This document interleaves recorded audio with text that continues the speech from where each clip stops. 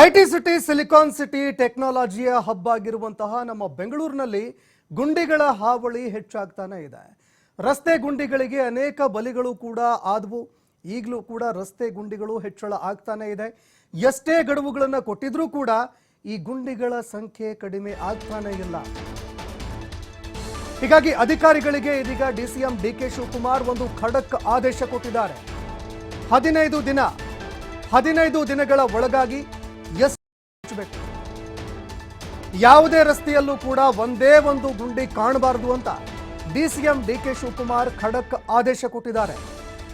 15 ದಿನಗಳ ಒಳಗಾಗಿ ಎಲ್ಲಾ ಪಾತ್ ಹೋಲ್ಗಳನ್ನ ಮುಚ್ಚಬೇಕು, ಬೆಂಗಳೂರನ್ನ ಗುಂಡಿ ಮುಕ್ತವಾಗಿ ಮಾಡಬೇಕು ಅಂತ ಕಮಿಷನರ್ಗೆ ಡಿಸಿಎಂ ಡಿಕೆ ಶಿವಕುಮಾರ್ ಸೂಚನೆ ಕೊಟ್ಟಿದ್ದಾರೆ. ಒಂದು ಆಪ್ ಕೂಡ ಮಾಡಲಾಗಿದೆ ಇದಕ್ಕೆ ಸಂಬಂಧಪಟ್ಟಂತೆ. ತಂತ್ರಜ್ಞಾನ ನಗರಿ ಅಲ್ವೇ ಬೆಂಗಳೂರು, ಇದೇ ಕಾರಣಕ್ಕಾಗಿ ಒಂದು ಅಪ್ಲಿಕೇಶನ್ ಕೂಡ ಮಾಡಲಾಗಿತ್ತು. ಅಪ್ಲಿಕೇಶನ್ನಲ್ಲಿ ಎಲ್ಲೆಲ್ಲಿ ಗುಂಡಿಗಳು ದಾಖಲಾಗಿದ್ದಾವೆ ಅಂದರೆ ರಸ್ತೆಯಲ್ಲಿ ಹೋಗಬೇಕಾದ್ರೆ ಎಲ್ಲಿ ಗುಂಡಿ ಇರುತ್ತೆ ಅದನ್ನು ಅಪ್ಲಿಕೇಶನ್ನಲ್ಲಿ ನೀವು ಕೂಡ ದಾಖಲು ಮಾಡಬಹುದು. ಈ ರೀತಿಯಾಗಿ ಅನೇಕ ರಸ್ತೆಗಳಲ್ಲಿ ಗುಂಡಿಗಳು ಇರುವಂಥದ್ದು ದಾಖಲಾಗಿತ್ತು.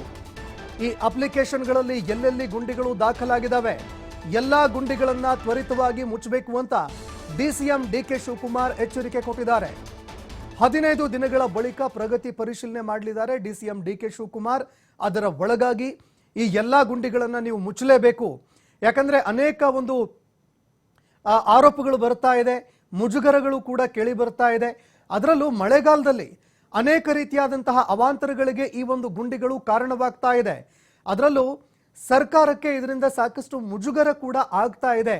ಇದೇ ಕಾರಣಕ್ಕಾಗಿ ಈ ಗುಂಡಿಗಳನ್ನು ಆದಷ್ಟು ಬೇಗ ಮುಚ್ಚಬೇಕು. ಅಪ್ಲಿಕೇಶನ್ನಲ್ಲಿ ಎಲ್ಲೆಲ್ಲಿ ಈ ಒಂದು ಗುಂಡಿಗಳು ದಾಖಲಾಗಿದ್ದಾವೆ ಅದನ್ನ ಪತ್ತೆ ಹಚ್ಚಿ ಆದಷ್ಟು ಬೇಗ ಬೆಂಗಳೂರಿನ ರಸ್ತೆಗಳನ್ನ ಗುಂಡಿ ಮುಕ್ತ ಆಗಿಸಬೇಕು ಅಂತ ಡಿಸಿಎಂ ಡಿಕೆ ಶಿವಕುಮಾರ್ ಎಚ್ಚರಿಕೆ ಕೊಟ್ಟಿದ್ದಾರೆ. ಆದೇಶ ಕೂಡ ಹೊರಡಿಸಿದ್ದಾರೆ. ರಸ್ತೆ ಗುಂಡಿಗಳನ್ನ ಮುಚ್ಚೋದಕ್ಕೆ 15 ದಿನಗಳ ಗಡುವನ್ನು ಕೂಡ ಡಿಸಿಎಂ ಡಿಕೆ ಶಿವಕುಮಾರ್ ಕೊಟ್ಟಿದ್ದಾರೆ.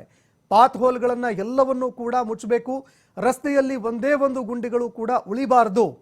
15 ದಿನಗಳ ಬಳಿಕ ಪ್ರಗತಿ ಪರಿಶೀಲನೆ ಮಾಡೋದಕ್ಕೂ ಕೂಡ ಡಿಸಿಎಂ ಡಿಕೆ ಶಿವಕುಮಾರ್ ನಿರ್ಧಾರ ಮಾಡಿದ್ದಾರೆ. ಆದರೆ ಈ ಆದೇಶ ಎಷ್ಟರ ಮಟ್ಟಿಗೆ ಪಾಲನೆ ಆಗತ್ತೆ ಅದನ್ನು ಕೂಡ ಕಾದು ನೋಡಬೇಕಾಗತ್ತೆ. ಒಂದು ವೇಳೆ ನಿರ್ಲಕ್ಷ್ಯ ಮಾಡಿದ್ದೇ ಆದ್ರೆ ಅಧಿಕಾರಿಗಳ ವಿರುದ್ಧ ಏನು ಕ್ರಮ ಕೈಗೊಳ್ತಾರೆ ಅನ್ನುವಂಥದ್ದನ್ನು ಕಾದು ನೋಡಬೇಕಾಗತ್ತೆ.